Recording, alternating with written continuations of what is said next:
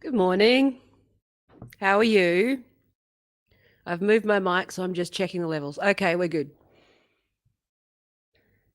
How is everybody? Rhetorical question at this point. So, I think in light of everything that's going on, Twitter and their fucking Twitter was having a normal moment yesterday, wasn't they? Weren't they? Weren't they? Wasn't they? What the fuck? Weren't they? Totally normal. You got to have faith in everyday people. Have faith in the fact that people are ordinary, like smart and rational, and they can see things, right? I know yesterday I was sort of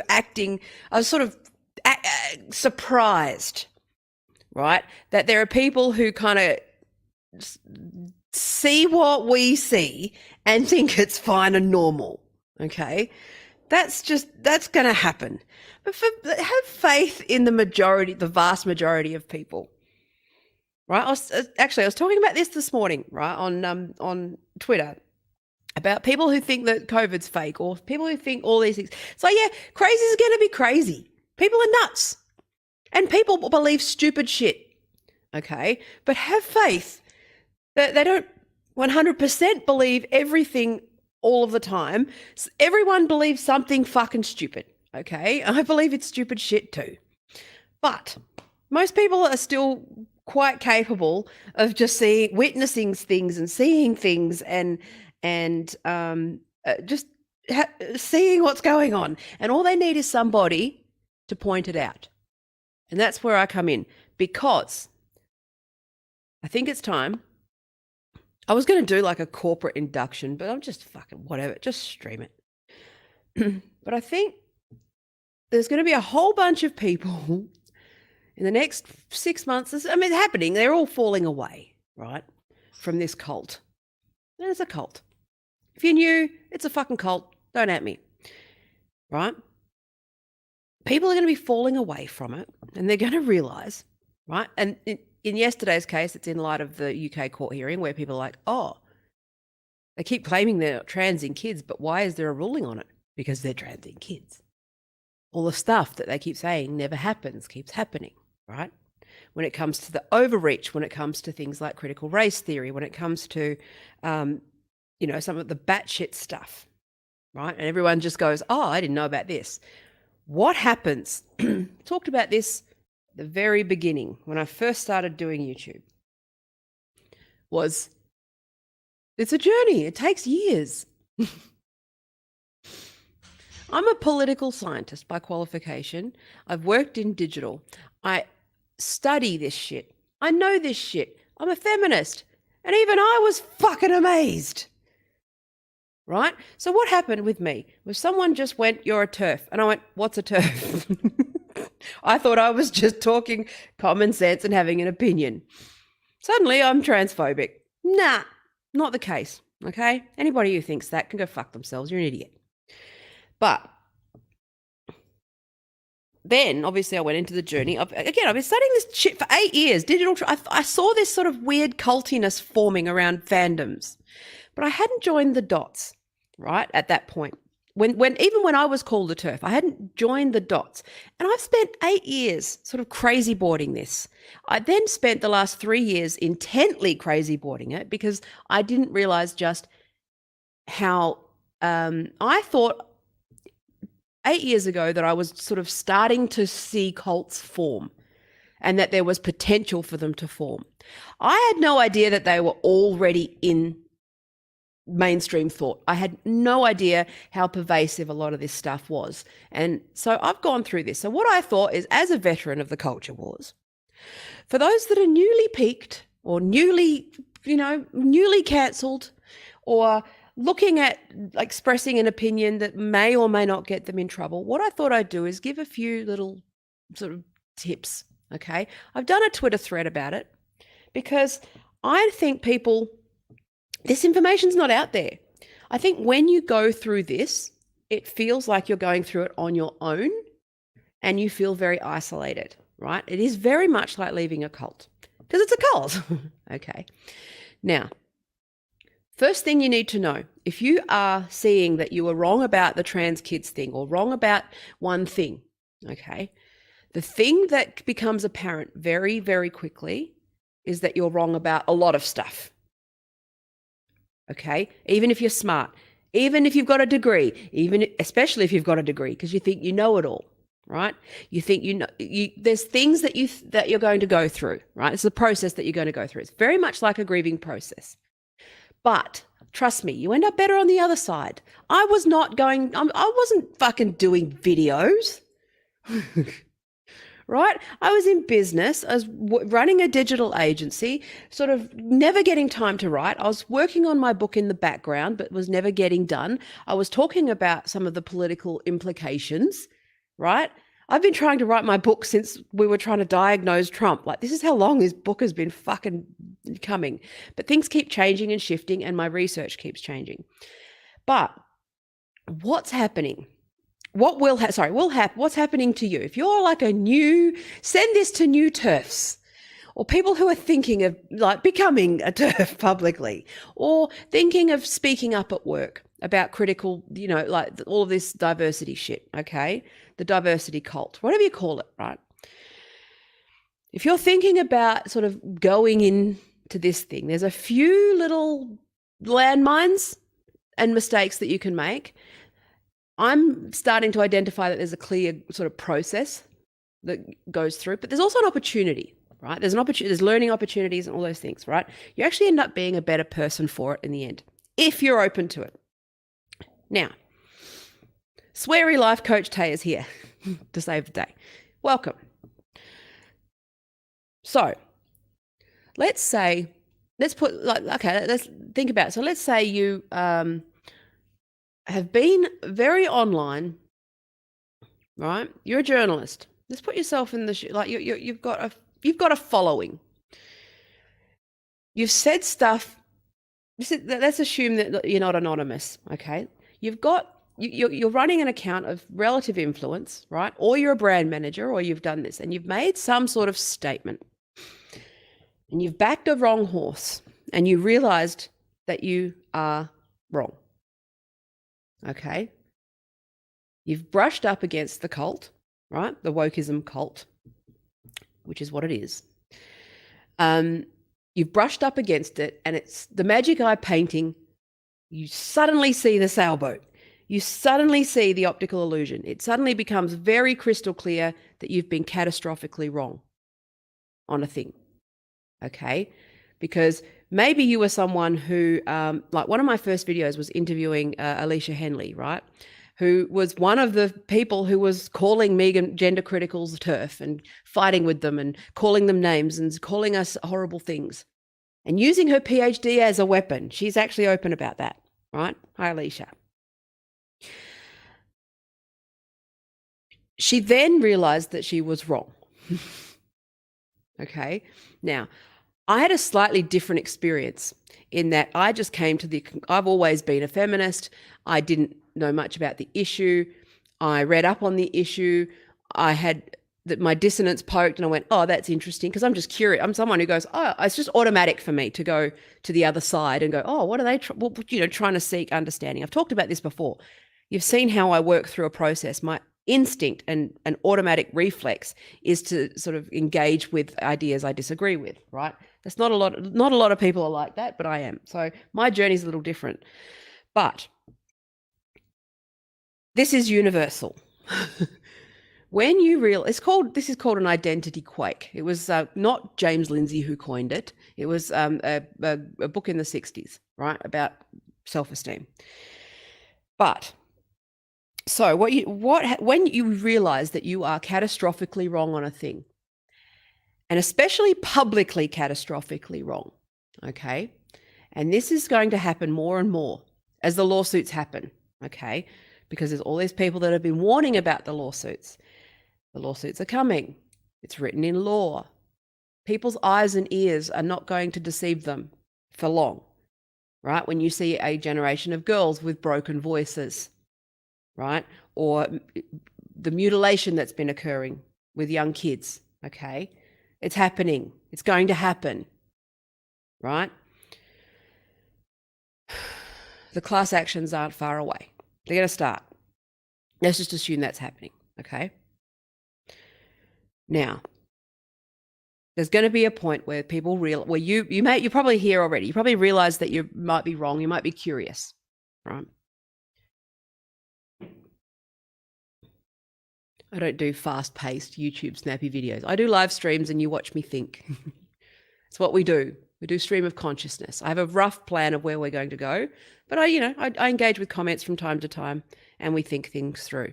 I may change my mind at the end, but this one, I think I'm speaking from personal experience, so it's probably a little easier. So, first up, you realize that you're wrong. If you've had the misfortune of being a blue checked public account, that's going to be embarrassing. It's going to be embarrassing. Okay. I don't envy people like Jamila Jamil because for her to backtrack is going to be fucking hard. Like one thing that she's gone and done is quietly delete all of her tweets that refer to mermaids. Wise move. It's not going to get away because everyone screenshots shit. Everyone screenshots everything. That doesn't work. Doesn't work. There's going to come a point where she has to own it and address it, not avoid it, right? Which is what she's clearly doing. She knows she's wrong. You can tell. Now, so if you're like me and you realize, so what happened with me? I've realized that I was wrong on this issue. Okay. A lot of people have realized it. So I think the thing that a lot of people don't know about a lot of people who've become gender critical or who are TERFs or who are whatever the fuck you want to call us, right? Is that we were just people who looked into it for whatever reason. So for those that end up, okay, let me talk. This is my observation of what's happened, right? Is that, what the fuck, did my stream go? Did my connection go? It must have. That's all right. I'll keep talking and hope for the best. I'll up. All right. Okay. Anyway, sorry I cut out. That was a good anyway, it's a good way. That connection breaking was a good way to get me fucking back on focus anyway. Me, a fucking ramble. Whatever. So, there's a few different ways you might end up in the culture wars. You might get thrust into it. So first of all, you're just like me, where you just are curious and you read shit and you realize you're wrong. Okay. Then you get angry and you realize that you've got to do something. Okay. You've got to speak up. You've got to say something. Now, so there's other people who find themselves on the wrong side in the most extreme way, right? In the form of a cancellation, right? Now, cancellation can be a number of different things. The most extreme attempt to cancel is someone like J.K. Rowling, where they are, or Graham, where they are constantly subjected to threats, or it's just constant, right? High profile, very embarrassing, very, very difficult, right? But you have that economic, that, some sort of relative stability that you can sort of weather the storm, right? That's the celebrity cancellation. Underneath that, you've got your working class and your middle class cancellation, right? So most people have largely sort of, agree with this stuff, but they can't talk about it, but they're seeing it sort of, pronouns in the workplace and, inclusion and diversity. They're sort of seeing the Trojan horse do what it does. Sort of, seeing the evergreen college stuff, seeing where it all fits together. Now, there's other people who just find themselves on the wrong side. They don't realize they were wrong. They bought all of this stuff, and one issue sort of pulls that thread, right? So that's what happened for me.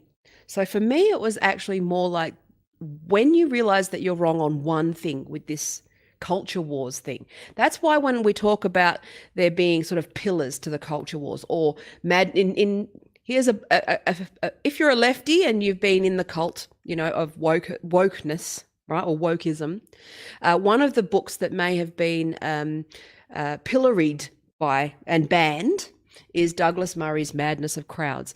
That's a good starting point. I don't agree with him on some of the things, but it's a really good starting point. Okay. Now, but the reason why we talk about this, we have to break these things down into sort of chunks because it is huge. I've got a crazy board that has roughly, it's a mind map, but I call it my crazy board, but it's a mind map, right? It's my Scrivener. I use Scrapple for mind mapping and it goes into Scrivener to give you a sense of the complexity of the culture wars, right? This is huge. It is incredibly complex. There are a lot of moving parts. Okay. Now, the hugeness of this is going to be overwhelming at first. I've spent 5 years probably seriously exploring this, 8 years casually, right, from the beginning, 5 years intensely, 3 years pretty much full time, as much as I can do. Obsessively sort of researching and writing a book, trying to diagnose the problem so we can find solutions, right? So the culture wars. What is the culture wars? That's basically what you're seeing is a massive earthquake between sort of everything we know to be true. Douglas Murray actually sums this up really well now. Douglas, and I disagree with him a lot, but I respect him, okay? Now, one thing that he says is there's all of this knowledge that we know to be true, right? All of it. Then you have this new thing, critical theory, right? You'll see some sort of key people like James Lindsay, Helen Pluckrose, people like that talking about it. I would argue that I'm one of those. I just don't have a book or I'm not an academic, so I'm sort of peripheral to it. I'm more of just, I do these videos to work through this research, mostly because I work around it full time. But I would like to be considered one of them, but they just don't like me. I don't know. They don't include me for some reason. Whatever. It's because they're transphobic. See? Anyway. Oh yeah, one thing I like to do is just identify in and out of being trans as it suits me. If you're new to the culture wars, right, you'll find that abhorrent. If you're a veteran like me, you get to a point where you don't give a fuck. Let's get you to the point where you don't give a fuck anymore like me. Because you realize that it's actually, it's a cult, right? That's the thing. So you might be realizing that you're wrong, first up, but you're going to realize that you're wrong on a lot of stuff, okay?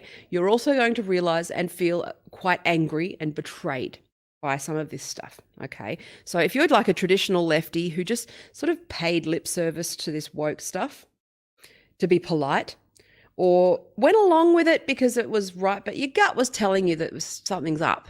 But you just went, no, like I'm on the right side of history here, right? But you sort of were saying things you didn't believe, okay? Or you were saying things that just didn't make sense in terms of the way that you go through the world, or it was sort of, online. Like if you're coming from Jezebel or places like that where there's one point of view, or you're seeing things sort of go off the rails a bit, right? Or you're seeing like terrible behavior that you generally don't associate with good people, okay, that are rationalizing bad behavior. That's sort of where we're at, right? I'm fucking over it. I think they're all fuckwits. I'm just like, every time someone just comes to the table, I'm like, welcome. I'm glad you could join us. Because we're right. It's like we're on the right side.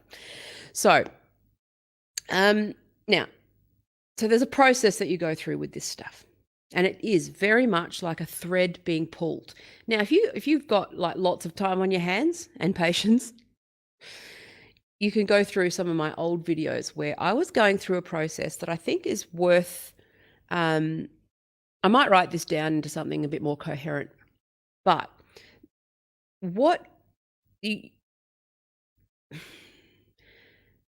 there's going to be a period where you're going to be angry at your friends. You may lose a bunch of friends. You may fight with a bunch of friends. And you're going to feel either pressured to just shut up, or you're going, because you don't want to lose your friends or lose your family or any of those things. Or you're feeling really isolated and sort of kicked out of the nest, right? Now, one thing that people who sort of are newly turfed or newly, if you're wrong side of an issue, right? Let's say you're a person of color who doesn't buy into this fucking critical theory shit, and then you get fucking called a bootlicker or whatever. So this applies to lots of different scenarios, but I'm just focused on the turf thing, right? There's going to be because of the way that this is all set up, and I've gone through this. If you're a baby bird and you're kicked out of a nest, there's going to be hawks that come and try to swoop you up. Now, that is in the form of sort of love bombing, in the form of the right wing, the culture wars bros. Okay. Now, it takes a lot of strength to not just become a different version of the monster that you were, right? This is actually an opportunity to get back to being a good person and looking at your behavior, right? So if you have found yourself on the wrong side of this issue, one thing you need to know is that there's a whole fuck ton of reasonable people who, first of all, are not transphobic, right? Second of all, are good functioning adult people, right? And reasonable. 3, good people who care, right? And that there's also a large number of people who are on a grift, okay? Especially on the right. They will love bomb you. They will see an opportunity. They will fucking, see it as an opportunity to, because what they'll do is they'll see sort of old woke, ex-woke people, right? Or in reverse, right? In reverse, ex-MAGAs, right? Who join either side in the culture wars, right? So you've got sort of I call them Tumblr v 4chan, right? Because that's roughly the loose where they sort of came out of, right? But it's mostly like the left-wing fandoms versus sort of those right-wing edgelord groups. So those are rough, very rough, because it's obviously a lot more complicated than that. But you've got those two distinct groups at war with each other. If one goes over to the other side will often love bomb them and use that as an opportunity to recruit you to the wars. Okay, so it's okay to be a pacifist in this culture war, is what I'm trying to get to. And it is very easy. Now, I went through this as well, where because once you realize that you're wrong on this, you start to see Jessica Yaniv, Karen White, Graham Linehan. I'm not putting him in the same camp. I'm saying Graham, sort of what's happened to him, the craziness around J.K. Rowling, the craziness of like woke bullshit excesses, right? The absolute utter delusional fucking trans rights activists that are fucking crazy, right? You get to see some of these things, right? And that's that thread that just keeps you pull that thread, right? And it just starts to slowly come loose. But it's very tempting to then get into a thing where you are SJW baiting, right? Or you're jumping on them. And one thing that I think, and I did this early because it's crazy. Every day something ridiculous happens. It's the most amazing thing that you'll ever see in your life when you sort of come to the open-minded side of the culture wars and just observe it. Right? Like I do. Not be part of it, but observe it. It's fucking amazing. There's going to be some great comedy that comes out of this stuff when you're allowed to talk about it, right? On mainstream things. It's going to be one of the most amazing things to ever exist, right? It's just there's something just crazy about it. You take all of our best parts and our worst parts of humanity, pour gasoline on it, and it's just amazing. All of this. I was actually saying to Paul last night how Twitter is just it's an interesting experiment. Think about if everyone in the world was invited to one IRC channel in the old days. That seems manageable. Can't see how that would go wrong. Well, that's really, when you think about it, that's what's going on, right? We're all just having one out loud conversation all of the time. It's a fascinating thing. It's messy. It's fabulous, right? But it will be tempting to start picking on what you call SJWs, right? I hate that term. Absolutely hate that fucking term. It's funny and it's a great term, but I don't like it because I think that it's dismissive. But also remember, just try to remember your humanity in a lot of this stuff. So what I did was, it's very tempting to start sort of poning the SJWs because they're ridiculous. They're endless fodder for content. Endless, right? If you think that like wokeism is a content factory, right? SJW is a comedy factory because there's lots of dumb people. It's like a Jerry Springer show. I remember when we talked about Jerry Springer, when they interviewed him like ages ago, and they're like, how do you get that many guests? And he goes, there's fucking 300 million people in the United States. Imagine if 1% of those people are completely fucking stupid and delusional, right? We've got like shows for years. It's the same thing. You got just an unlimited supply of stupidity, right? That's tempting. It's tempting to get into that sort of content reaction video. Look at this absurd shit, right? Look at this dumb fucking SJW, right? I don't think that that's probably stage one of this, because that helps you to work through, it's a pressure valve, right? It helps you to work through the anger and probably betrayal that you feel as being a part of this thing, right? And being misled. Stage two is where you start to realize that maybe there's an addiction. There will be an obsession component to a lot of this stuff, where what you will do is you will start to read all of the things that you weren't really allowed to read. Okay. Now, there's a few key ones that I would recommend.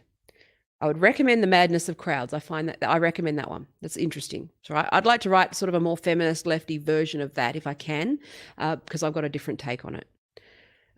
Because I see it more as internet cults. They're cults that are formed out of human-centered design. But what else? Maybe cynical theories by James and Helen. Right? I recommend it, but at the same time, I think they put too much weight on the academic side of things and where it's come from, rather than just that cults can be built out of any idea, and I don't think it's necessarily. Again, I think it's just a misdiagnosis of the actual problem. But again, it's a great book. There's a few. There's lots. There's lots. But think about it. Anyway, sorry, my brain wandered off because I was just trying to think of books, but I most of my books are all theoretical. I'm just trying to think of sort of more general reads. Madness of Crowds is a good one, I think. And The Coddling of the American Mind by Jonathan Haidt. That's a good one. Just as a starter. Also, engage with Jordan Peterson's book. I think he's a fuckwit, but engage with the books that you were told were hate speech or problematic. Start to engage with material that you thought was that you were told was bad, that isn't actually all that bad. All those people, right, who have said that they're left wing, but you've been told they're far right. Engage with it critically. Engage with it. Don't go into another cult. Okay, that's my point. Don't jump out of the woke cult into the MAGA cult. This is what I'm saying. Now, just also know that you're going to be welcomed by reasonable people and just go, okay, yes. Also know that you speaking up under your whole name, your full name, publicly, is going to help others do it, right? I've been doing it for years. I don't care. I can't be cancelled, really. Okay, there's nothing really anybody can do to shut me up. And also, I don't get much shit. To be honest with you, I do get, obviously, the odd nutter that sends me a death threat, and that's not okay, and it is distressing. But I don't endure huge amounts of hate. Okay, I did initially, and I'll give you some advice about that too, which is about the block lists and shit. They're great because you get left alone. Get on them early. Okay. That's one recommendation. Get on the block lists if you can. Put yourself on it. Okay. Put yourself on Turf Blocker. I know it sounds counterintuitive, but honestly, you end up being left alone for the most part and just fly under the radar, right? So I'll tell you about block lists at some point, but we'll in detail, we'll go there. So now you're going to be struggling.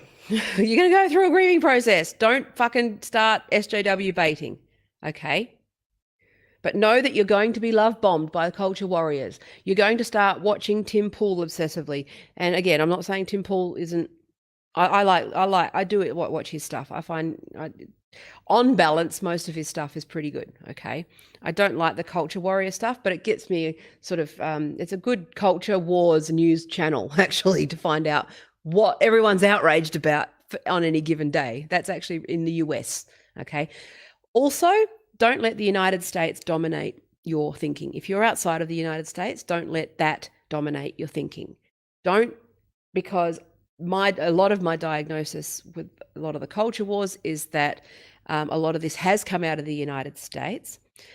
This is a United States culture war that is largely manufactured and largely serves US corporate interests and hegemonic interests, right? So what we're looking at here is that this is just another version of like US imperial, takeover of culture. And because of the internet, like this is the chapter, which is basically that America is now American corporations are now dominating the discourse and the language we can use, the conversations we can have. And this ideology has come out of American universities. And it is something, it's actually that, it is like a new colonization of the world with these culture wars, right? So that's part of it. So don't let America's culture wars dominate your brain if you're outside of America.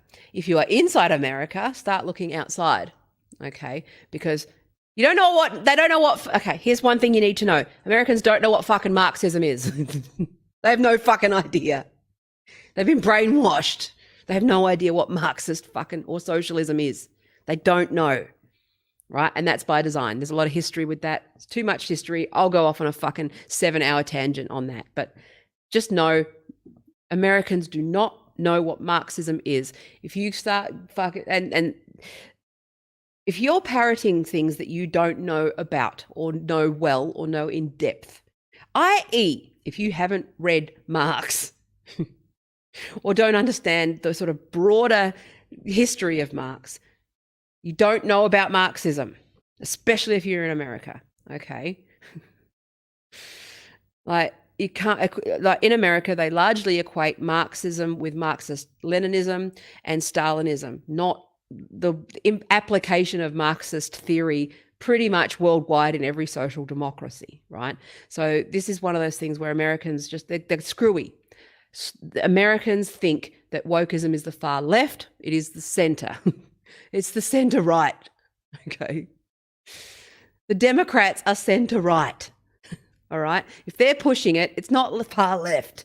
I love it when they call Joe Biden a communist. This is the shit that you're going to find funny. It's ridiculous. Don't believe it. Most people don't know theory. Most people do not understand the role that political spectrum plays. And the Americans particularly do not understand political. It's American exceptionalism. They rewrite everything. They've created their own cult. Their own words, their own language. They're speaking about left wing, but it's only in reference to the fucking far right of America, okay? They don't know. All right? So understand that words that are being used in the US culture wars are very different to words that was something that I didn't that I think a lot of us underestimate is that just because we're speaking English and they're using certain words and certain theoretical principles, that they're coming from the same place and they mean the same thing. They don't, right? They really don't. Americans are using the same words, but meaning different things, right? Speaking of the biggest cult of all, the cult of the United States of America. So, but if you're new to this stuff, it's going to be very tempting to fall into the culture wars. That's normal. That's a process. You're going to dive. Now, you're going to get love bombed. You're going to think you got all new friends. But what you're going to also realize is that, and this has happened through my channel, where you attract fucking MAGA dudes, right? I've had a conscious effort in the last sort of few months, because I realized what had happened was that you get the love bomb, right? But then they start talking over you, mansplaining you, dominating you, abusing you, and turning your live comments and your comments into a fucking dumpster fire for culture wars, where they just scream at you about Marxism. Have a look. Watch a fucking live chat from like Trigonometry or Tim Pool. I don't want that stuff. I don't need engagement at the expense of I'm doing this. We're just talking. We're just thinking things through, right? But fucking every so often, the Periscope dude or a MAGA dude who's followed me from those places, right, will just come in and start making fucking ridiculous, stupid fucking claims about like cultural Marxism. That's another thing you'll start. If you start, you'll start to see that there's other cults. And Peterson's got his own, the idiots, the cultural Marxist idiots, where they say they're cultural far left Marxists. It's like, you fucking morons. It's not true. So it's just not true. And Judith Ann is saying, hello, good mother. Hello yourself. So now, I know I'm waffling. This is just what I do, okay? Whatever, we're thinking through. So if you're new, these are some of the things that you just you've just got to be mindful of, right? Which is that the love bomb from fucking the IDW, because what you're going to find, you will find yourself stumbling onto Joe Rogan, which is great. Love Joe Rogan, right? Fabulous. And there's wonderful people in those circles. But there's a cult there, okay? There's an internet cult. There's cults everywhere. So stay away from cults. The problem with when you leave, okay, this is one of the things. If you've come from the woke cult, and when you know how cults operate, right? there's a red zone, there's a red period, danger zone where you are very, very likely to jump into a new cult. Right? So it's not uncommon. That's why Al-Anon, right? Alcoholics Anonymous, or those sorts of, or Narcanon with Scientology. It's why that with addicts, right? That you're in a vulnerable state. And when you leave, say, one cult, it's why cults sort of target people that have sort of come out of addiction or alcoholism or other or violent relationships, or they're all forms of cult psychology, right? The same psychology. But there's kind of a period where before you've done the work or done that reflection or gone through the work that you need to go through, you're vulnerable to a new cult. Now, this is where the IDW can be a problem, right? This is where it's like, well, okay, because this is where there is some validity to the idea, right? Because I've seen this path. I've seen it happen, right? Old lefty Marxist, okay?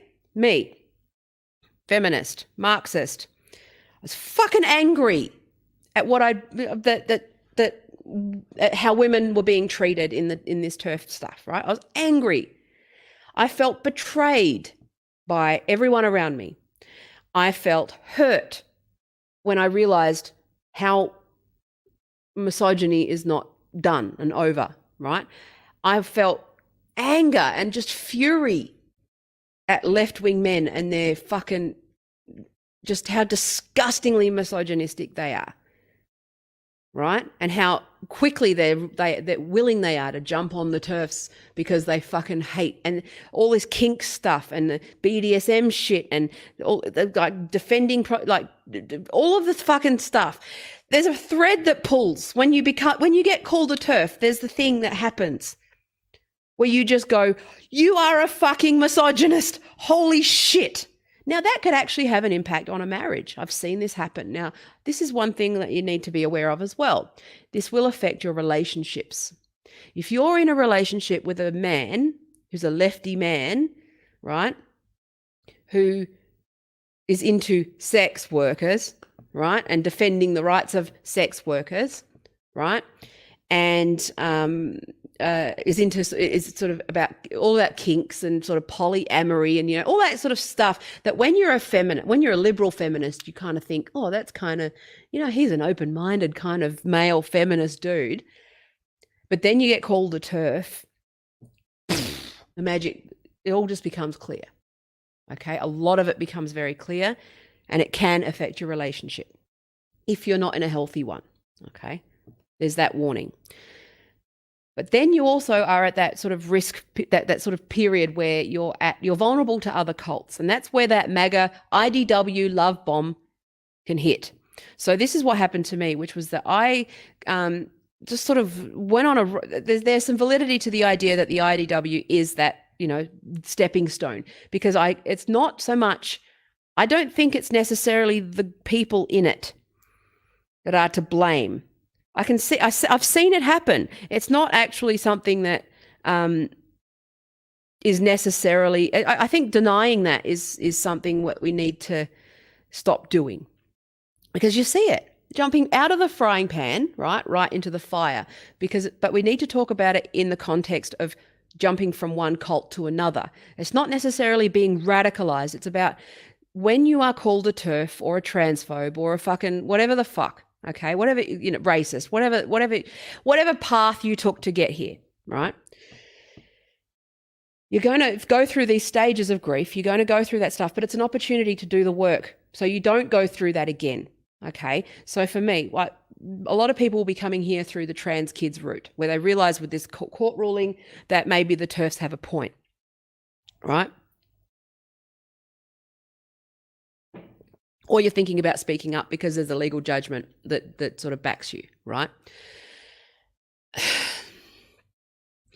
It's easy to double down. We need to know what you're up against, right? In terms of the fact that you're going to be in a vulnerable state, all right? First of all, you're going to be love bombed by the MAGAs. Okay, now I differentiate MAGAs from IDW and far right and those things. They're distinct tribes. that have their own sort of. Then you've got your fucking centrist bros, your dickhead centrists, right? Fuck them. They're actually just trolls. Centrists, people who say they're centrists are trolls, basically. The people that just go on and just mansplain and correct and fucking, actually everyone, they just use the centrism as a cover for trolling, basically. In most cases, again, I'm making generalizations, but mostly you got to be aware of some of the tribes. You've got your MAGAs who are just fucking batshit. They're just the same version. They're just the same as TRAs. You've got your Trump derangement syndrome wokes, and then you've got Trump derangement syndrome MAGAs, right? That they're just the people that are that's what the people that were caught in the crossfire over. You've also got your 4chan trolls, which are not the same as MAGA, but there's overlaps, right? A lot of them are just trolls, right? Then you've got your troll farms, which are just largely automated, right? And just fueling these things, right? The SJWs and those sorts of things, right? And at the wars. But then you've got all these reasonable people underneath. And this is where I think we need to just focus on those. Now, this is where you focus on belief, behavior, and making sure that you are clear about who your friends are. Okay, now I've had people like nick IP from me, for example, because I thought they were friends, and then they just run with my shit and, leave me out. There's grifters on it everywhere. Okay. Another thing you need to understand is that when you put an idea out there, people will take it and share it as if it's their own analysis. That's something that's going to happen. That's normal. That's the internet. But it happens a lot in this space because it's a new thing with a lot of ideas. So there's a lot of ideas floating around there that started with me, and that's okay, right? I'd rather people be aware of it than get the credit. It's not really what I'm about. And I don't have a book, right? So I don't have really anything to sell other than these streams. So it's kind of like, well, okay, whatever. Now, what you're going to do is you're going to probably feel it with your friends, because wokeism is an echo chamber, largely an echo chamber. And what you're going to do is you're going to see that there are people that you have to repair some relationships. I'd actually say, despite Al-Anon being a cult, going through some form of 12-step program is actually pretty good. Like, not the religious shit, but God grant me the serenity to accept the things that I don't know. Okay, what is it? And was it? Let's do it. Here we go. An hour into a stream, I've actually got a point. We're going to do the serenity prayer. I'm not going to say God, but grant me the serenity to accept the things I do not know. Right? The courage to figure out what I do and, figure out the truth, and the wisdom to know the difference. I don't know, something. Let's do a variation on that. I'll write that down. But that's part of it, right? This is where with the trans kids thing, you're going to realize you were wrong. Now, what the opportunity here is to look at why you were wrong, why you turned a blind eye to it, what you got out of doing all of this virtue signaling shit. Right? What did you get out of it? Right? That's worth reflecting on. And also remembering that a lot of the people who are woke and talking on these hashtags, some of them are 11 years old. Some of them are 12 years old. Some of them are kids that aren't supposed to be on social media, but they are. Right? All these TikTok kids. Don't pile on children. Okay? Don't be mean. Don't be a horrible person. Okay? Now, one thing that I try to do, this is just something that, again, like I said, it's going to be tempting because they're funny and they're idiots. Kids are idiots, okay? But I always think about my kid. If he's online, would I want some adult sort of punching down on him? No, I don't. Would I want him because he's being a dickhead and an 11-year-old? No, I mean, he's not on Twitter, but I'm just saying, right? Just remember that there's a person behind there, or it could be a kid, or it could be someone vulnerable. They might be funny, they might be crazy, but they're crazy, and they just don't engage with individuals. As tempting as it is to quote tweet some dumb fucking kid. All right. Now, this is what my policy is. I tend to I punch upwards. Okay. I do. I punch upwards. Now, you might disagree on whether punching like upwards, that Charlotte Clymer is punching upwards. It's punching upwards. Okay. I see LARPing middle-aged fucking men as punching upwards. Now, once you understand that, you'll see that I only punch upwards. I look at the systems. So one thing that I try to do is focus on systems and processes. So if there's a document, right, or a policy or something ridiculous like the Colorado State University policy or some of those ridiculous things like seeping into the real world, then I will absolutely, I'll call that out. Blue checks, fair game. But even then, I try not to target individuals as much as possible unless I think they're fucking retarded or irresponsible and sharing dumb conspiracy theories, right? I got blocked by Evan Handler this week. Okay. Now, I think this is a large reason, and a lot of people will say that you get banned for your views. I don't know if that's necessarily true, right? That could actually change tomorrow. But so far, this is what's worked for me. Don't reply to people telling them they're a man. Okay? Fuck. That's as sure as gravity at this point. If you're going to do that, you're going to get banned. Okay? Try not to be anonymous if you can. All right? There's something that comes from using your real name that keeps you accountable, right? It makes you, I think that we have to talk about the cloak of anonymity, where it makes you more brave than you would normally be. But it also makes you more stupid. And it also makes you more lizard-brained, right? This has been proven, right? Keyboard warrior shit. I think that if you can be more out with your real name, but behave yourself and be respectful, you're going to get some shit. Yeah, you're going to get some shit. But nutters are going to nut. Okay, crazy's going to crazy. Right? There's always that's never going to go away. And what you'll find is if you sort of jump out of woke into MAGA, at some point, that's what I was actually talking about, is that at some point they're going to fucking be misogynist pricks as well. You're going to say something they don't like because they also hate feminists. So they're feminist bait, and they'll think that they can just come in and fucking be horrible and hostile to any woman with an opinion. Just watch some of my streams. See how many fucking streams I do where some like dickhead just rolls in and thinks he's got the right to talk over us, right? But,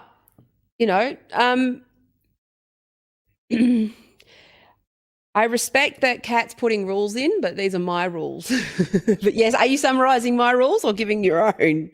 I've got my own thoughts on this. So anyway, see, I'm not afraid to stand up for myself. Set boundaries. Mansplaining is a thing for me. It pisses me off, especially when I'm just trying to talk my way through things. Mostly because people tend to run with my shit and then create IP out of it and then get all the credit. So don't do that, Kat. Love you. Don't steal my shit. Give me credit. I'm not saying you don't. I'm joking. So I'm just fucking being funny. All right. Sometimes my jokes don't always win. It's okay to be wrong. All right. That's the thing. It's okay to make mistakes. So, and you'll see me make a lot of mistakes where I misread a comment or whatever. But know your boundaries. Know who you are as a person. And I'd said this in this thread, right, which is setting boundaries. But do that from a place where you know what your values are. Now, with the trans kids situation, think about why was it that you turned a blind eye or weren't aware of this, right? Or what was the good part of the ideology, right? Don't abandon that, which is that you're still committed to social justice. You're still committed to a sense of fairness, right? You're still a good person for wanting to do the right thing.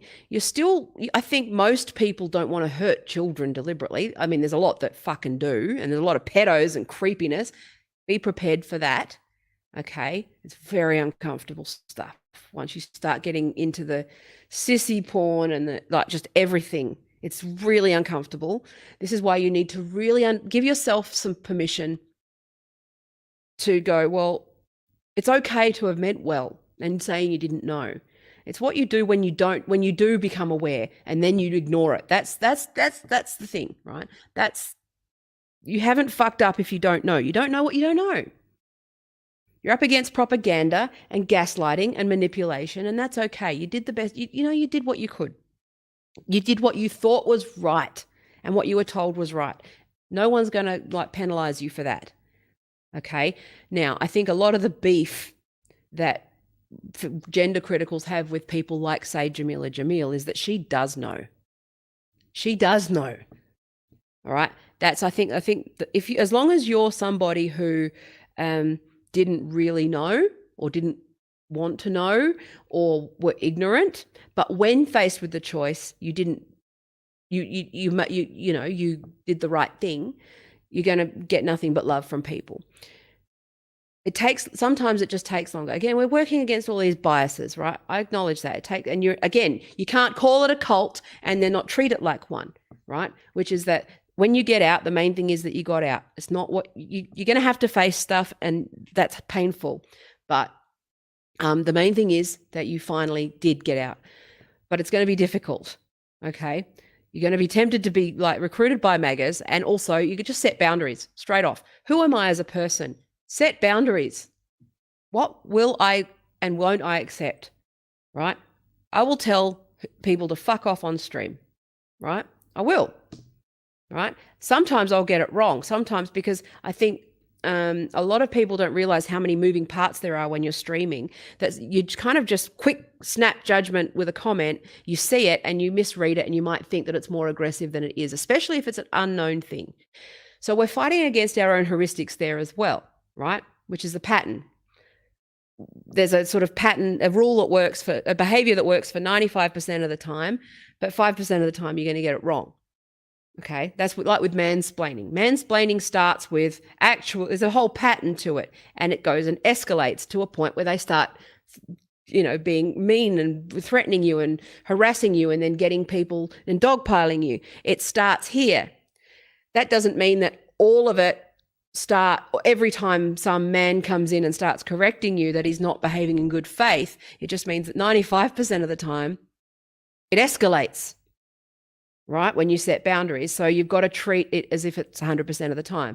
That's a thing that's going to happen as well, is that you're going to need, because of the way the nature of the culture was, and if you're online and you're having these conversations, you're going to get it wrong sometimes. You're going to misjudge. You're going to assume that, like, again, and that's why I try to be that's why the principle of charity should apply as much as possible. But no one's perfect. You're human. We work with patterns. We work, you know, you can't possibly assume that some dude who has all of the fucking signals, right, of a mansplainer that's going to start harassing you, especially when you're subjected to a lot of harassment, right, is that, you know, no, I don't think it's wrong we shouldn't be penalizing people for assuming that things are going to end badly. This is one of the things, like we've talked about this with feminism before, with men, where they go, not all men. It's like, well, that's not useful.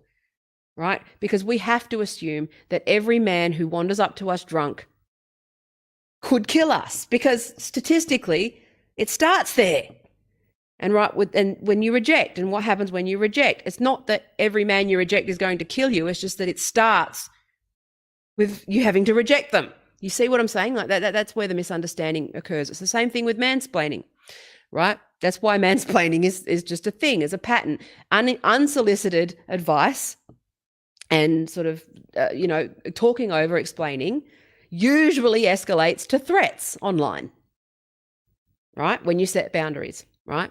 So that's, again, it's just one of those things. Be prepared to get that wrong, because you're going to, right? You can't possibly sit down and investigate and, you know, deep dive on the intentions of every person that you engage with online.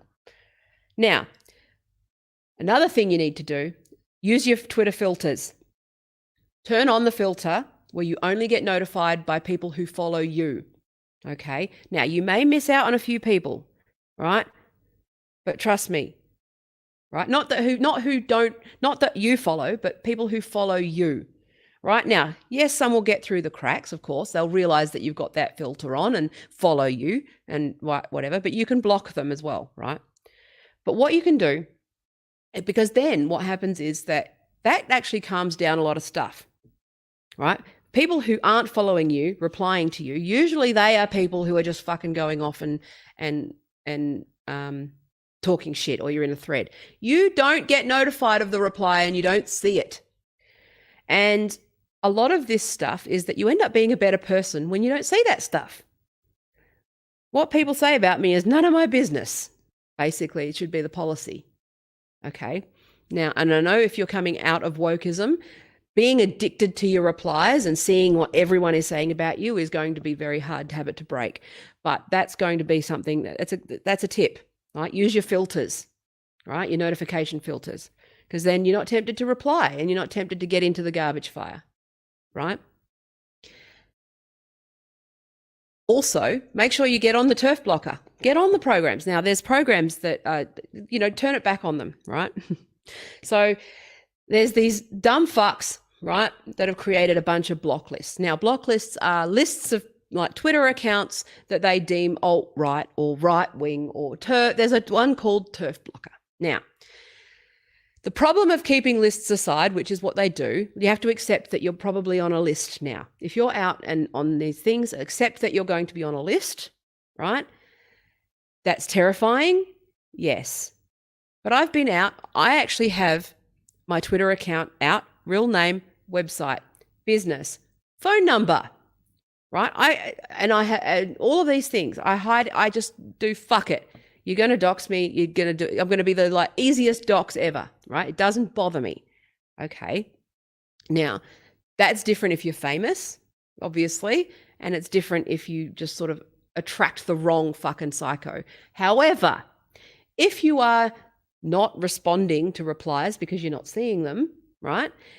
If you're not engaging in you're a man, no, and replying to people, if you're not in the weeds, you get left alone. You kind of hide largely under the radar. I've been doing this kind of shit.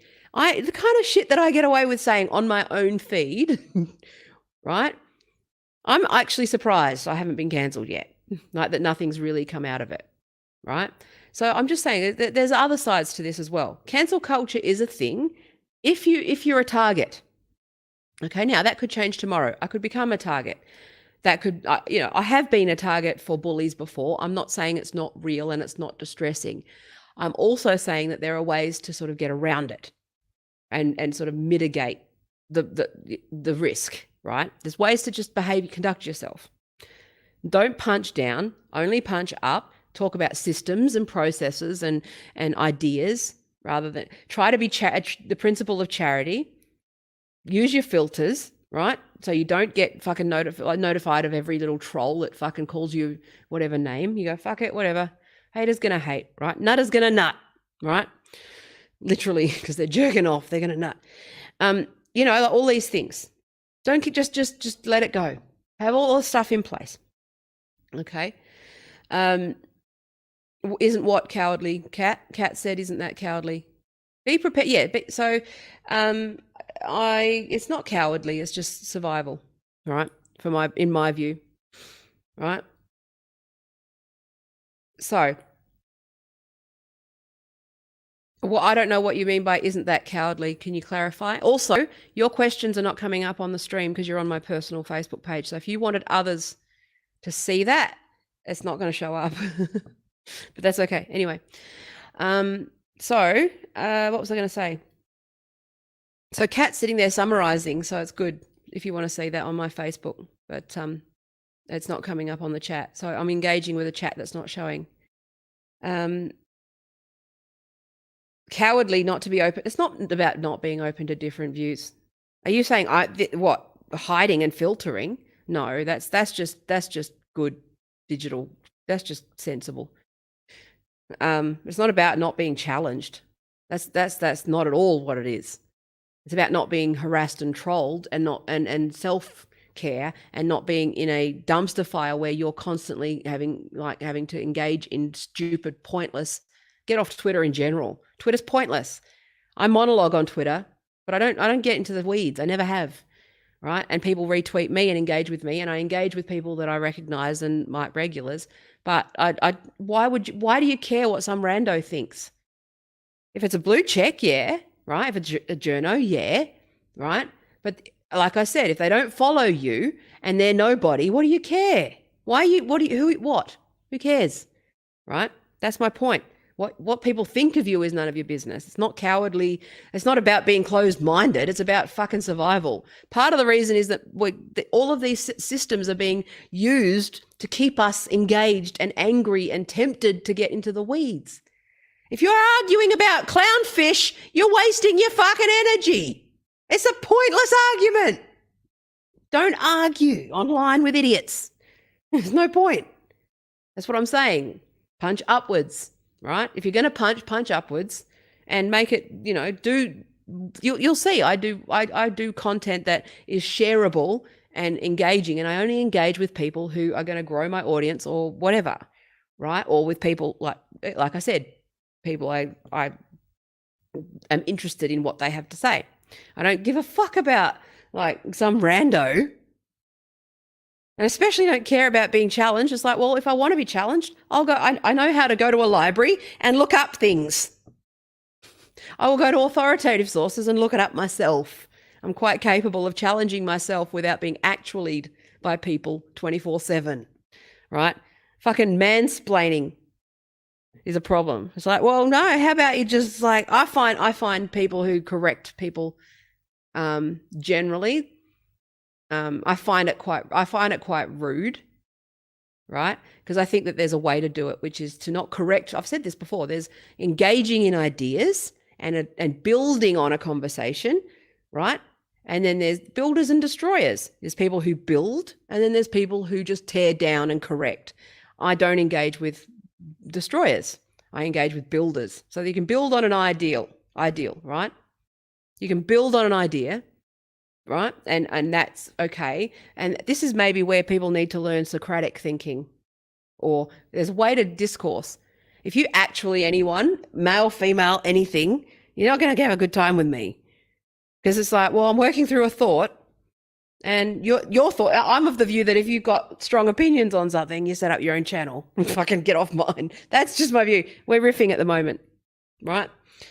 Yeah, Kat, on Twitter, so many people are fucking engaging on clownfish all of the time with trans activists because they bring up clownfish as a fucking argument for trans. And it's just pointless. It's pointless. It's smoke and mirrors. That's what so anyway, right? And also just block and report, block and report, block and report. Report bots, report bots, report bots. That's all you do. Now, if you're on the turf blocker, you get relative peace. I'm lucky that I was put on it early because I just came out swinging. Now, I would argue as a digital professional, right? I'd see that's the thing. I don't like enemies. I think there's productive conversations and unproductive conversations. And if I think, I assume I'm wrong, so I will engage with things on my own terms. I don't engage with people that, and I don't think that way. I don't think that way. I have rivals, but like I don't see it that way. I think that there's a finite amount of time that you should spend with energy, and I think that you should spend it in productive ways with people who respect you. Right? I would say I disagree with Douglas Murray, and I engage with him and his ideas. I engage with ideas I disagree with, but I'm not combative. I don't see it that way. And it's just not how I'm a pacifist and a thinker. And I think when you go on a baseline that you are wrong, I think, and just be curious, then there's no need to be challenged. It's not something that you need, because you just do that yourself anyway. That's just something that is, I just intuitively challenge myself. So maybe it's like, well, maybe that's the thing. Maybe I'm just different to other people, right? Maybe I'm just different to other people in that I just intuitively assume I'm wrong 100% of the time, and I don't have all of the information. But what I do is I work through it, and I'm open to new ideas. But I don't think it's necessarily appropriate to jump on someone's stream and start correcting them when they're trying to work through their own ideas. I think it's just more about boundaries. That's what I'm saying. So, yeah, well, that's good for you, and that works for you. So I'm trying to subtly suggest that you've derailed my stream. So I'm saying that having some humility about your own ideas in the first place, just as a baseline, right? A lot of this stuff largely goes away, right? It just largely goes away. A lot of this stuff. I don't see how correcting people when they're just trying to speak. Also, and this is also just from the streaming point of view, right? It's easy to be someone who passively watches a stream on a chat. It is very different to be the streamer. The streamer has to be watching that monitor, that light, the camera. They have to think about what they're saying, right? They have to try and distill their thoughts into words. They're also trying to do the performance, right? Also looking at the comments, right?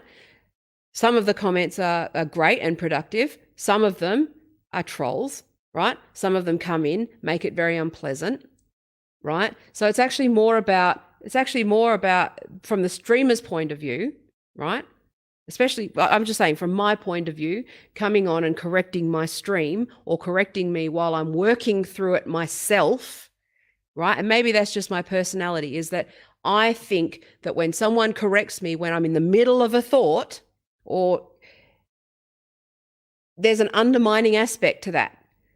You're telling them that you don't think that they're capable of figuring it out, right? There's a sort of I take it like that. I take it like a bit of an insult. Like, I'm in the middle of a thought and I'm working through it, and then you come in and go, this is how it is.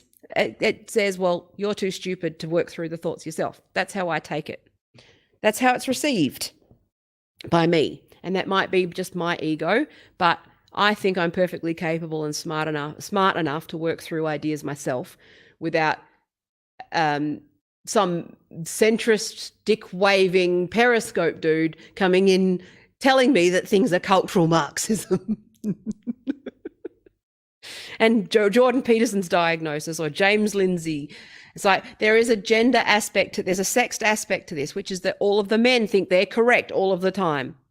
And all of the women don't get a voice. They come in and they go, oh, well, here's a woman talking about politics. I'm going to come in and shout James Lindsay at her. I'm going to come in and shout Douglas Murray men at her.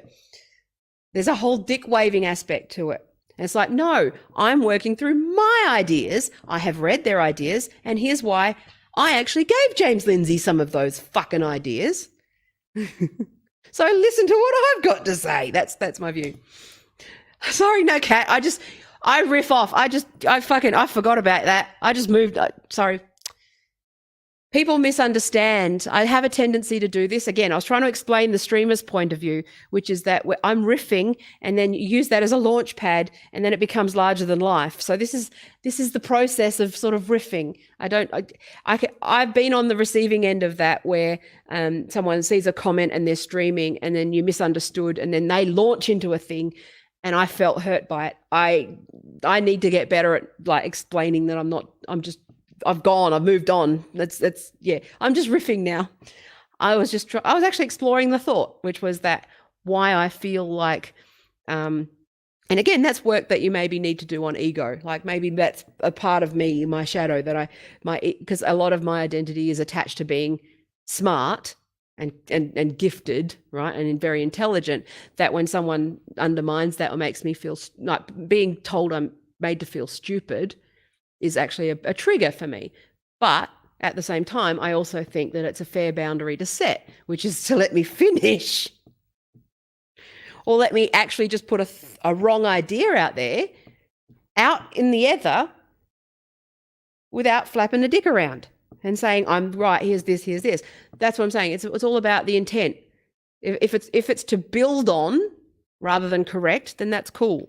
But it's just being something to be mindful of, is how some things are received.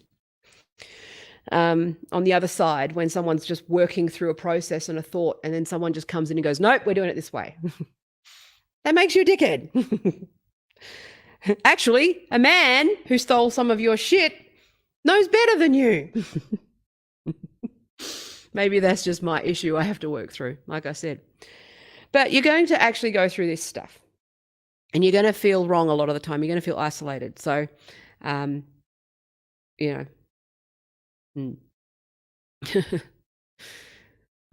Anyway, you don't need to be. I can protect. So the thing is, Kat, one thing you'll know, right, is that I can defend myself. I can look after myself, and I assert myself. And some people take my assertiveness as a bad thing, but I don't care. I'm not worried. So I meant what I meant. If I think I was wrong, I'll go away and I'll apologize later. If I don't, then I'll just let it stand. Women need to stop fucking apologizing for asserting themselves and setting a boundary and having an opinion. That's it. I'm not going to fucking apologize for that. I'm not going to apologize for putting like, this is the thing, like, same thing with like all these Periscope fucks who just invade. Like, I've said this before, like it's public. It's like, well, yeah. Do you do that in a park when like two people are sitting there talking to each other? Just go and start flapping your dick around? No. It's impolite and rude. Right? It's like, fuck me. You don't have the right, like, to just crash people and be rude. I think we just need to apply what we would, the manners online, as and make it unacceptable to have bad manners online and offline. Right? I am who I am online and offline, and I am who I am. I don't have any real persona, right? Because I've sort of integrated that over the years, because I've been on the internet longer than most people. So I've worked through. Sorry, I got fucking jackal in my fucking face. Sorry, need a drink. Right? I've probably because I've been on the internet longer than others, I've worked through that identity shit, and I've like integrated sort of my shadow self and my real self, and I've just become my authentic self. Right? I've always been somewhat authentic. But anyway, so this was actually, sorry, this was meant to be a guide for the culture wars, but we started getting derailed for about half an hour. Sorry about that. But you'll just, like, if you're on the left, again, if you watch my channel, you'll realize I have problems with those terms as well. Right? Because they're just tribal shit. It's been misused, it's American, and it's wrong. But if you like broadly think you're in the left-wing tribe, right, and you find yourself sort of thinking that you're going to go over to the right or the IDW. Like, oh, sorry, that was where my point was half an hour ago. There's good people on all sides.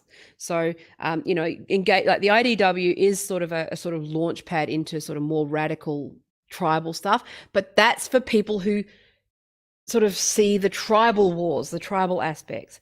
Engage with the ideas and the people and the behavior. So look at your behavior. If you are trading the woke clapback, right, and then you join another team and start SJW like clapbacks, or punching Trump or punching whoever, right, you're not using this opportunity to its full advantage, because what you should be doing is looking at your own behavior and how you feel about your relationship with social media, right? I have had a healthy relationship with social media. I've had an unhealthy one. I can also tell when I'm starting to get unhealthy again. Twitter is a dumpster fire. Okay?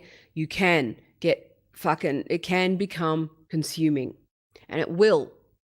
It's designed that way. It's a slot machine, right? But what you can do is really look at when you are engaging on Twitter or producing content or doing things, right? Like do you feel like you're putting out, I always think about, because like I'm friends with a few like famous people, and I get quite a lot of people who don't openly follow me, but they follow me like through lists and things like that, right? I know this because they engage with me privately, and I know quite a lot of famous people who would like not ordinarily publicly engage, right?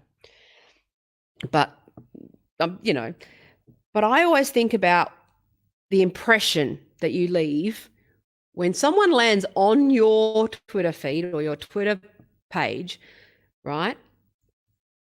Think about what impression they're going to get, right, on that first impression. Think about it from an optics point of view, right?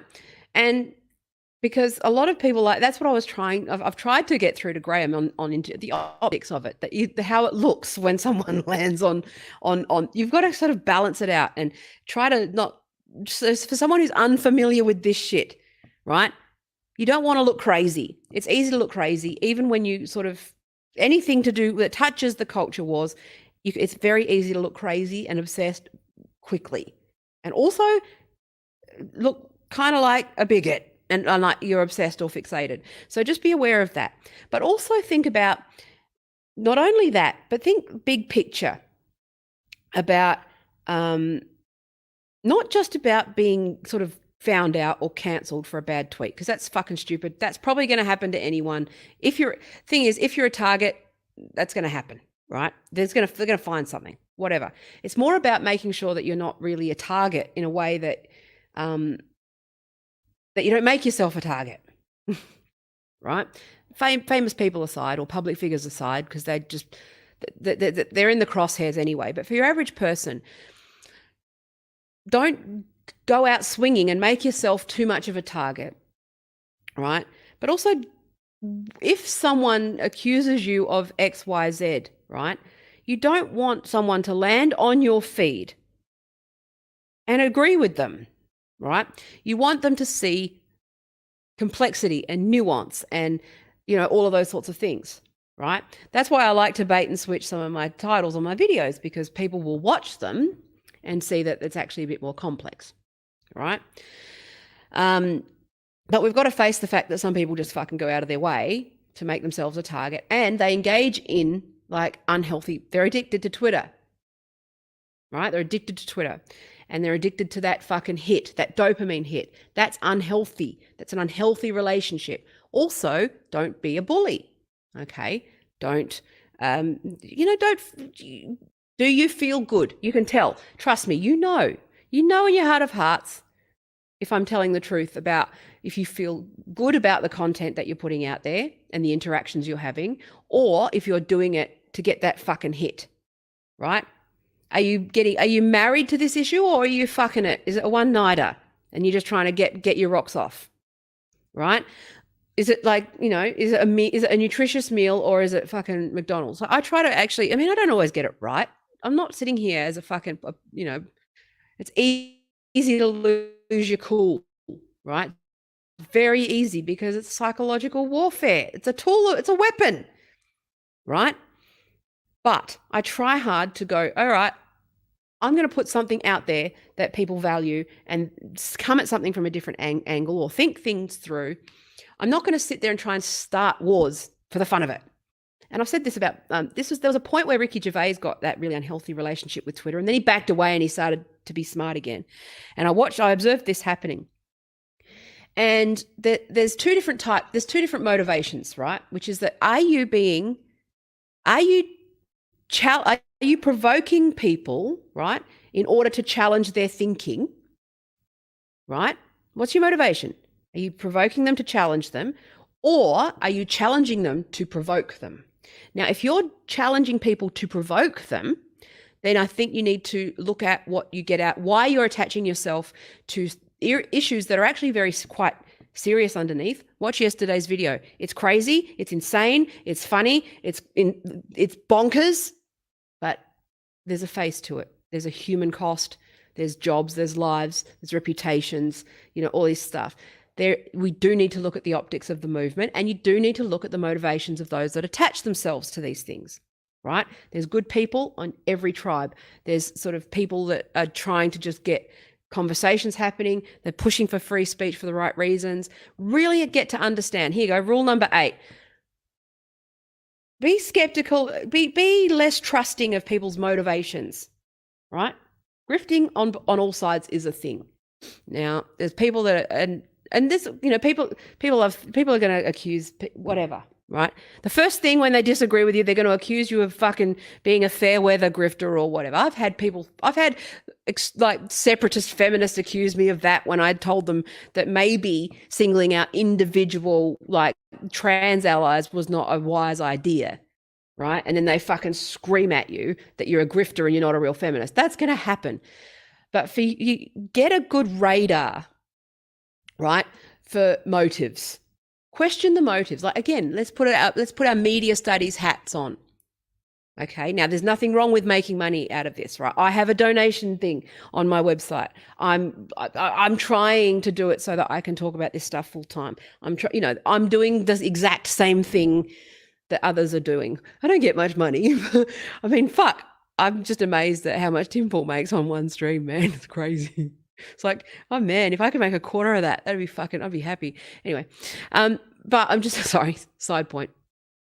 But I'm saying that, but you can also see that watched him. Sometimes you sit there and you go, I can see why there's stoking the flames of outrage is profitable, right? Even the MAGAs, like it's fucking these radical centrist fucks, right? We've had people on my streams where they go, I'll donate to you if you'll debate me. And I went, no, this is my channel. If you want to debate people, go on your channel. So I want to have conversations. I'm sick of this idea of destroying and debating, and because it's never a debate, it's just screaming. They're just going to yell at me that like cultural Marxism is a fucking not the most stupid concept you've ever fucking heard of. Tim Pool.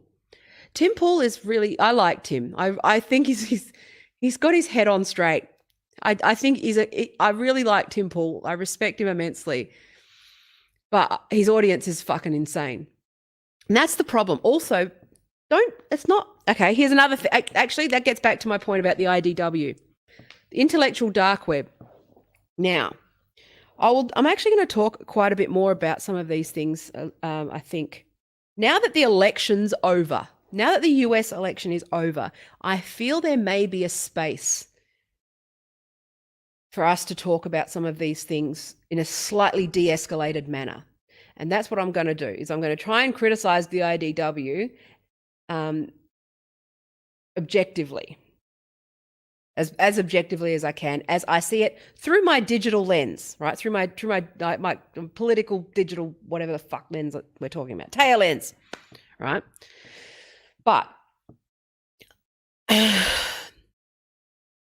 it's not just about, okay, I've gone through this. And this might actually need to be separate advice. It might need to be a Twitter thread. Hang on. Sorry, my phone. Hang on. Just give me 1 sec. Just got to decline a call. Sorry about that. I think that when you start, like, you might want to start a YouTube channel, you might want to start a blog, you might find that you attract an audience. And this is actually this might be more of a branding, might be a separate thing that I do as a consultation. I might actually just continue this thought on a separate stream later today, because it might actually be its own thing. But I'll talk about it briefly, because I think a lot of people haven't really got my skill set from a branding, marketing, UX, online point of view, which is because I think a lot of people with the intellectual dark web or Parler or anyone, right? Tim Pool, Jordan Peterson, Joe Rogan,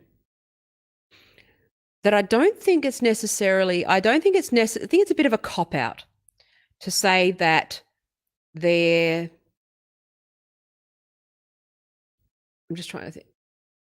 Okay, actually, trigonometry might be another example, but people like that, right? Those sorts, Dave Rubin, whatever.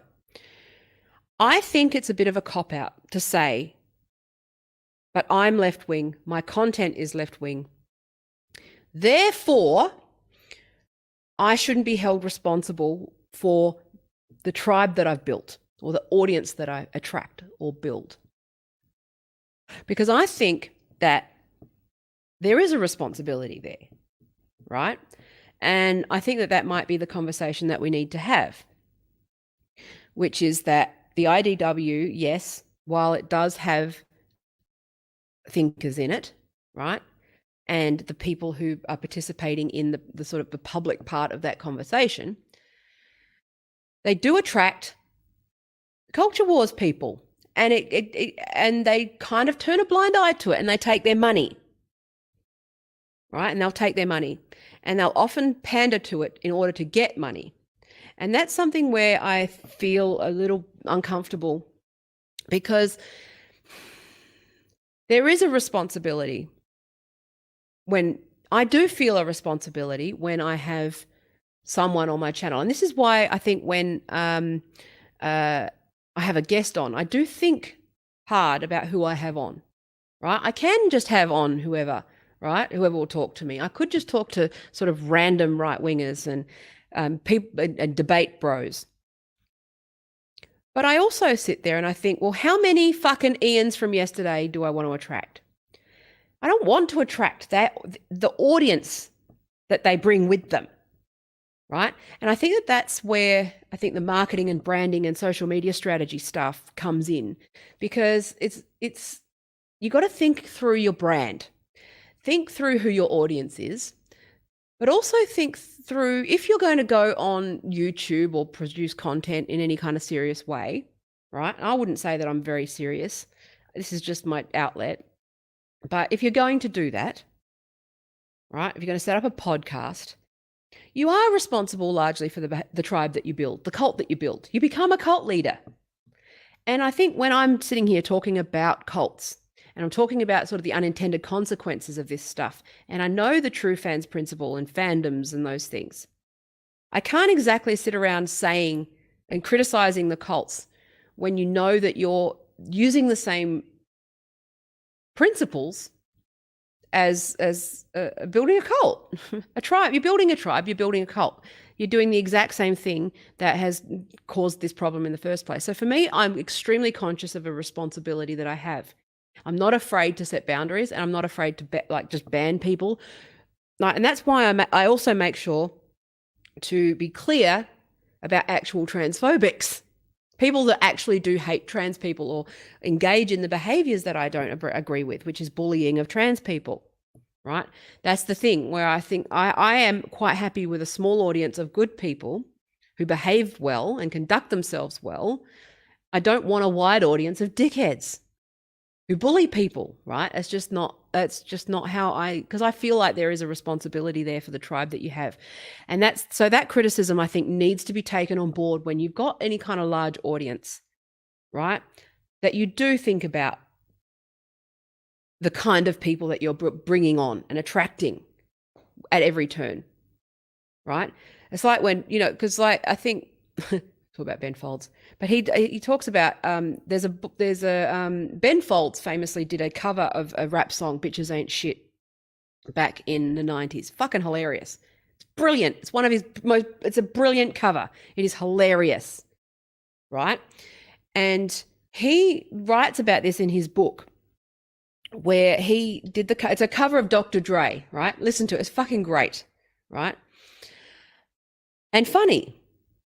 And it's wonderful, and it's not intended. It wasn't. It's a It's not. It wasn't intended as anything but like pointing out, like taking this extreme misogyny and turning it into a rap song and turning it into a new song.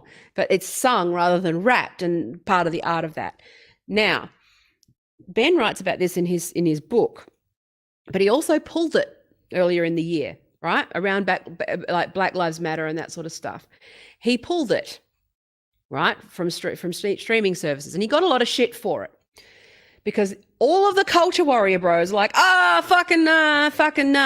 Well, yeah, if cares, fucking pussy, yeah, woke, fucking whatever, right? That's what you could do. But what actually happened was that what he observed was it wasn't his initial action, his initial cover, right? Dre loved it, like, all these things that he got praised for it. There were people that are in on the joke. It is brilliant, right?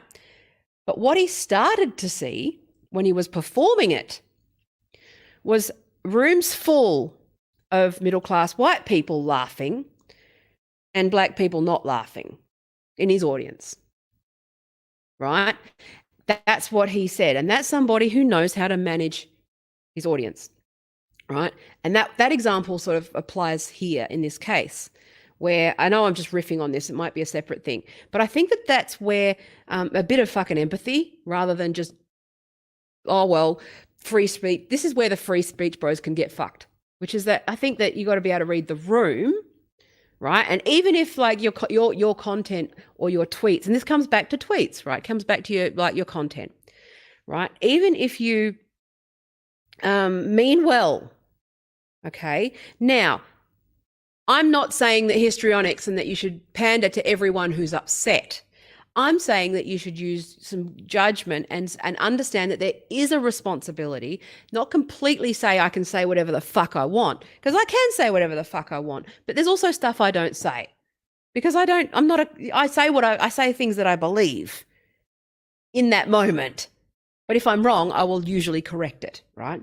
But I'm just saying, right, I think that it's important where you could see the individual's like cover, like you'd see that cover as racist and terrible and want to cancel it, right? I don't think that that's necessarily a balanced view because it wasn't intended, right?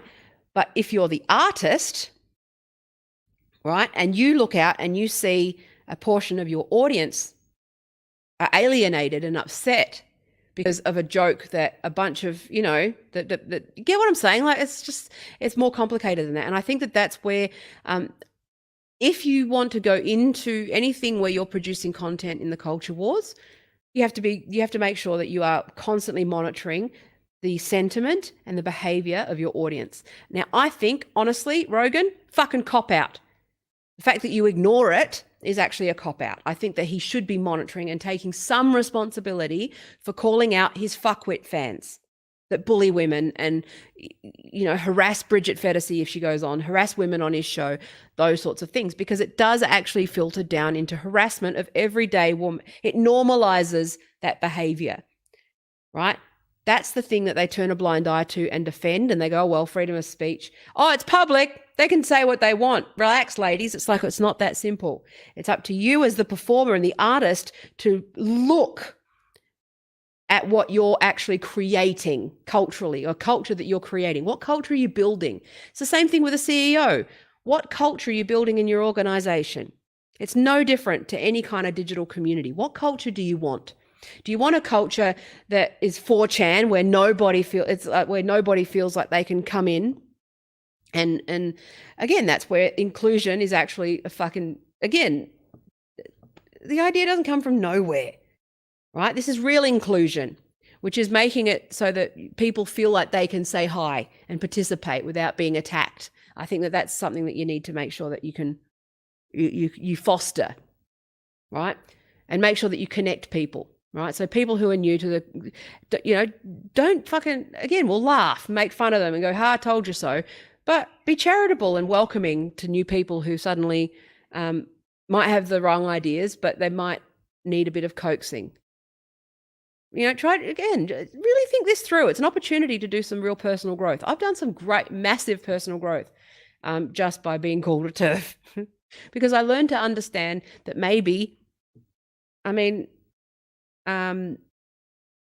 that being a bit more open-minded is actually a good thing. Making it so that I do engage with new ideas more willingly rather than just, I was never really fully woke anyway, but I did start to fall into that sort of intersectional feminist bullshit.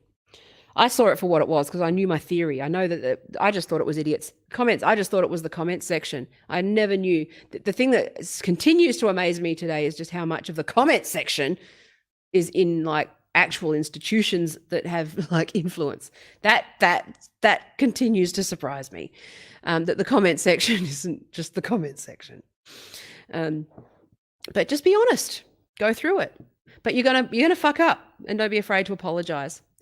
And I also have gone through this thing where do I delete my old content or not? And I tend to err on the side of not, mostly because I want people to see the journey. You don't always, and don't take everyone's advice either, because everyone's got an opinion. Everyone's got a fucking opinion. All right, just learn to filter it out. Learn to figure it out for yourself. Right, take on ideas, of course. Be open-minded. Like I said, go from a baseline that you don't know anything, and that's usually a good start. And that be curious. Engage all ideas. Okay. Don't be afraid to just go on a Wikipedia hole or like learn new things or read things or watch shit. Okay? Think for yourself, right?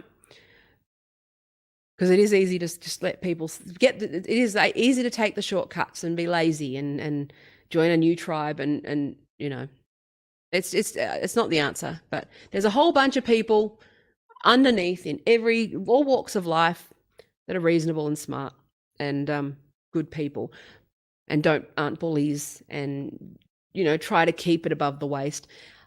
I also write jokes, and you know, I do comedy as well, so it makes it very difficult to sort of straddle that because obviously some perceive, yeah, you know, but I do try to make it I do try to keep it above the waist and make it clear when I'm joking. Try to make it clear when I'm joking. I'm usually joking. But I think people who have known me or follow me for a while know when I'm serious and know when I'm joking, and I think that becomes pretty clear. So anyway, I've just waffled for an hour and 40 minutes. It sort of derailed, but yeah, we're just having a conversation. This is just a riff. I wish we didn't have to have title fields for videos and thumbnails. I wish it could just be Taya's daily talk and shit streaming show. But yeah, just try to behave yourselves. It's okay to be wrong. It's okay to apologize, right? It's okay to set boundaries. And if you're a woman and you're going to be talking, it's okay to, you know, it's okay to set boundaries. It's okay to say no. And don't let any fuckwit tell you that because you're tweeting on your Twitter account or on your YouTube channel or your Periscope, right, that they have the right to be a fucking prick. It's not true. Use the park analogy, right? Like I said, flashing or harassing people in a public place is still a fucking crime. It's still frowned upon. It's still rude. It's still bad manners to interrupt, right? So let's get back to manners and use our manners online. That would be nice. Netiquette. Remember that? Remember netiquette? Remember when netiquette was a thing? When being an asshole was online and was not just the fucking default? Remember when there were fucking protocols and rules around how to engage? That was fun. That was good. That was when the internet was good. We should get back to that. Back to principles. And also do what, you know, try to be a better person every day. That's all. All I've ever done is every single day be incrementally better than I was the day before, right? Some days I fail. You know, it can be 2 steps forward, you know, and a step back and then whatever. But at the same time, right, I think we just need to, first of all, fucking don't engage in dumb clownfish fucking conversations. Twitter's not real life. Much. It sort of is, but it's not really. Okay? More face to face. And just know that fucking what you see with your eyes and ears is what everyone else sees with their eyes and ears, unless you're a fucking lunatic. Right? And lunatics shouldn't be in power, and the courts can fucking spot a loony from a mile away. Have faith in the system. Right? Have some faith in the system. Okay? Anyway, welcome. It wasn't really an induction video, was it? Oh, well. It was more like a rambling fucking pointless workshop that you'd want a refund on if you were paying for. But anyway, I'm going to go. Thank you for your precious life seconds. I love you. I got to do some work. Bye. I'm definitely going to keep going with this fucking cat until it's just never not funny. Bye.